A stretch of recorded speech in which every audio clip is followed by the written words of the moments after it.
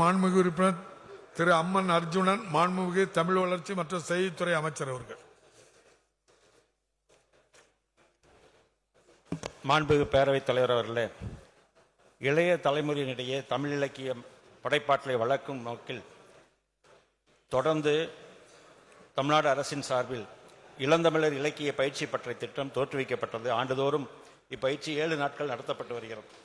இளந்தமிழர் இலக்கிய பயிற்சி பற்றை திட்டம் தோற்றுவிக்கப்பட்டதிலிருந்து தொடர்ந்து சென்னை, திருச்சி, மதுரை என்கிற வகையில் இந்த நிகழ்ச்சி நடத்தப்பட்டிருக்கிறது. அதே நேரத்தில் கோவை, திருநெல்வேலி மற்றும் வேலூர் ஆகிய இடங்களிலும் இளந்தமிழர் இலக்கிய பயிற்சி பற்றை நடத்திட ஆணையிடப்பட்டுள்ளது. அரசாணைக்கிணங்க இதுவரை திருச்சிராப்பள்ளி, சென்னை, மதுரை ஆகிய மாவட்டங்களில் இப்பயிற்சி பற்றை நடத்தப்பட்டுள்ளது.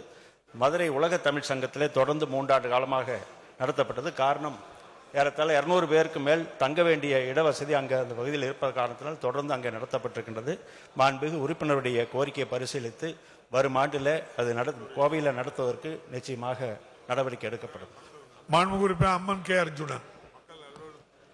மாண்புமிகு பேரவைத் தலைவர்களே, மாண்புமிகு புரட்சித் தலைவர், புரட்சித் தலைவி அம்மா இருவரும் தெய்வங்களை வணங்கி எங்களது எதிர்க்கட்சி தலைவரும் வருங்கால முதல்வர் அண்ணன் எடப்பாடியாரையும், எதிர்க்கட்சி கொறடா அன்பு சகோதரர் எஸ்பி வேலுமணி அவர்களையும், எதிர்க்கட்சி துணைத் தலைவர் ஆர்பி உதயகுமார் அவர்களையும் வணங்கி இளந்தமிழர் இலக்கிய பயிற்சி பட்டறை திட்டம் 2000 ரவியும் சொல்லிருங்க. அப்புறம் சொல்லலாம் தலைவர். 2012ஆம் ஆண்டில் மாண்புமிகு புரட்சித் தலைவி அம்மா அவர்களால் உருவாக்கப்பட்டது.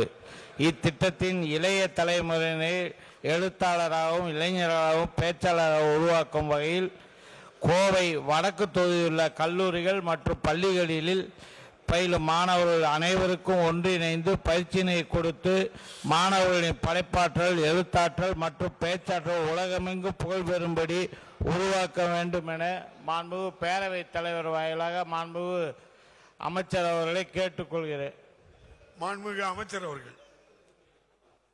ஏற்கனவே மாண்புமிகு பேரவைத் தலைவர்களே, நான் பதிலேயே சொல்லியிருக்கின்றேன். வரும் ஆண்டில் கோவையில் நடத்துவது குறித்து பரிசீலிக்கப்படும் என்று. காரணம், அங்கு வரக்கூடிய மாணவர்கள் சுமார் தங்குவதற்கு 200க்கு மேற்பட்டவர்களுக்கான தேவைப்படுகிற வசதிகள் இருக்கும் பட்சத்தில் அதையெல்லாம் கலந்து பேசி, துறையினுடைய அலுவலரோடு கலந்து பேசி வரும் ஆண்டில் நடத்துவதற்கு நடவடிக்கை எடுக்கப்படும்.